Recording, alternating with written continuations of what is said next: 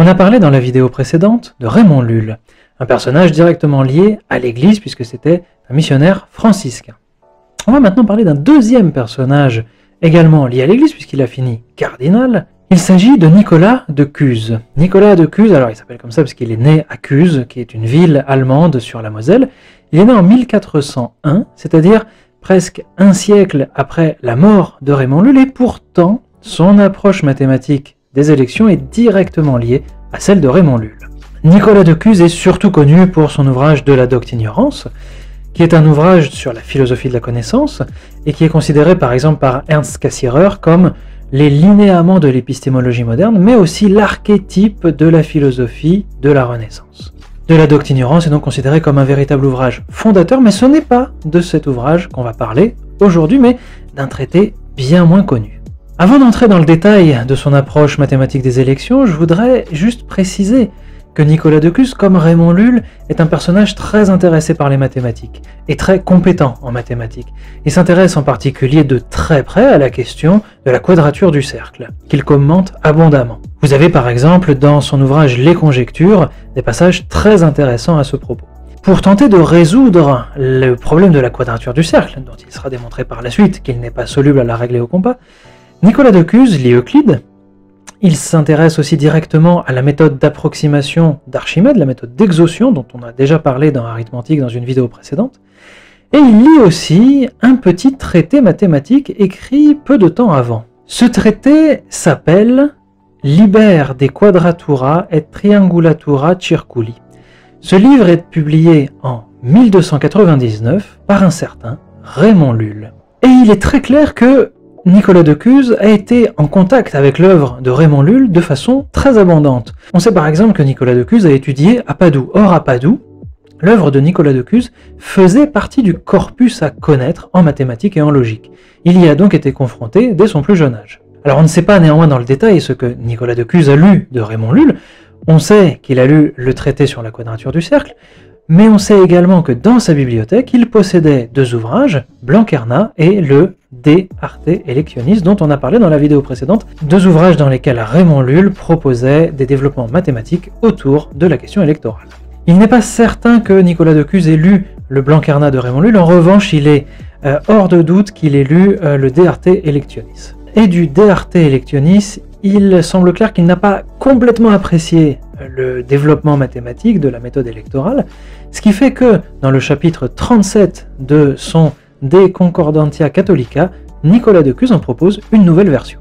Avant d'exposer plus en détail la manière dont Nicolas de Cuse proposait une méthode électorale fondée sur les mathématiques, il faut préciser un petit peu le contexte. Nicolas de Cuse a participé au concile de Bâle dans les années 1430, qui faisait suite directement au concile de Constance dans les années 1410, durant lequel la méthode électorale a été largement débattue.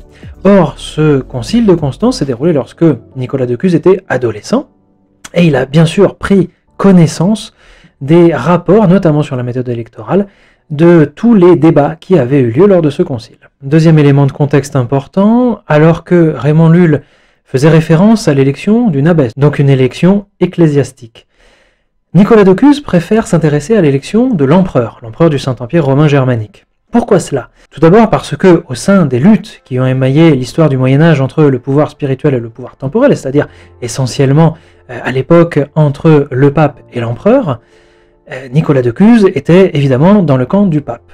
Et donc il était préférable de s'intéresser à l'élection de l'empereur, sous-entendant que celle-ci pouvait être mal faite. C'était plus pratique, en somme, de s'attaquer à la mauvaise procédure électorale du camp adverse. Et puis par ailleurs, Nicolas de Cuse ne voulait pas forcément être trop associé à Raymond Lull, qui avait perdu de sa superbe au niveau ecclésiastique. Il était toujours reconnu au niveau universitaire, mais beaucoup moins au niveau ecclésiastique. Il a été condamné par deux fois, une fois au XIVe siècle, une fois au XVIe siècle. Et la première des deux condamnations a été faite en 1376 par le pape Grégoire XI.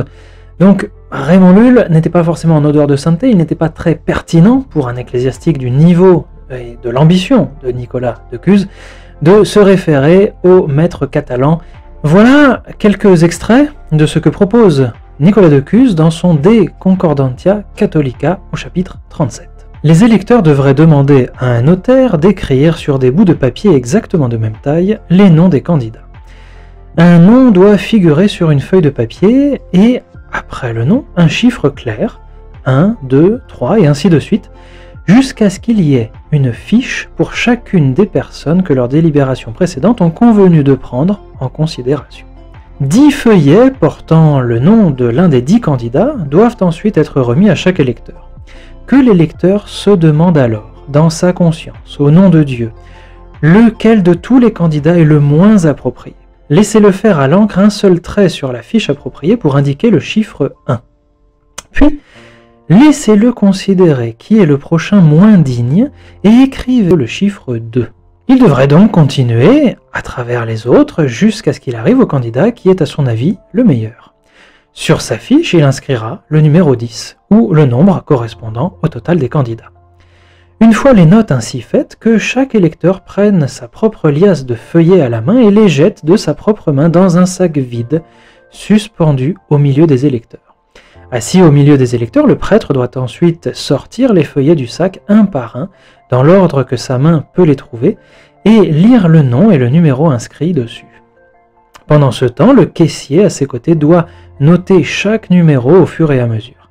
Quand ils sont tous enregistrés, le caissier doit additionner les nombres par chaque nom, et le candidat qui a recueilli le total le plus élevé sera empereur. Nicolas de Cuse propose d'associer des notes à chaque candidat. On commence par le moins bon, on lui donne la note 1. Alors je précise que Nicolas de Cuse dans son texte note les chiffres non pas en chiffres arabes mais en chiffres romains. La note la plus basse étant 1 et la note la plus élevée étant 10 ou bien le nombre de candidats qu'il y a, 10 étant celui qu'il imagine dans le cas précis. Cette procédure de vote, elle nous rappelle des choses, on en parlera un peu plus en détail, mais elle rappelle déjà une première chose, c'est l'une des 2 méthodes de Borda que Borda a proposée en 1770 à l'Académie royale des sciences à Paris. On a déjà dit quelque chose de très semblable dans la vidéo précédente, sur Raymond Lull et Borda. Et effectivement, Borda, en 1770, propose, dans un mémoire sur les élections, 2 méthodes de vote, l'une correspondant à la méthode de vote décrite par Raymond Lull dans Blanquerna, et l'autre correspondant à la méthode de vote proposée par Nicolas de Cuse.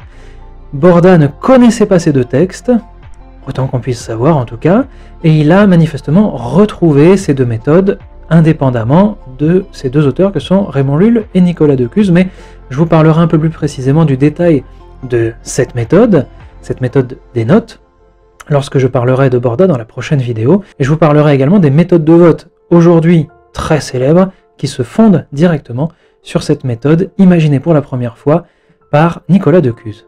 En attendant la prochaine vidéo sur Borda justement, si vous avez des idées d'application réelle aujourd'hui dans des événements très célèbres, très médiatisés en particulier, de cette méthode de Nicolas de Cuse qui a été ensuite reprise par Borda, n'hésitez pas à mettre en commentaire quelques idées, puis je vous dirai si vous avez vu juste.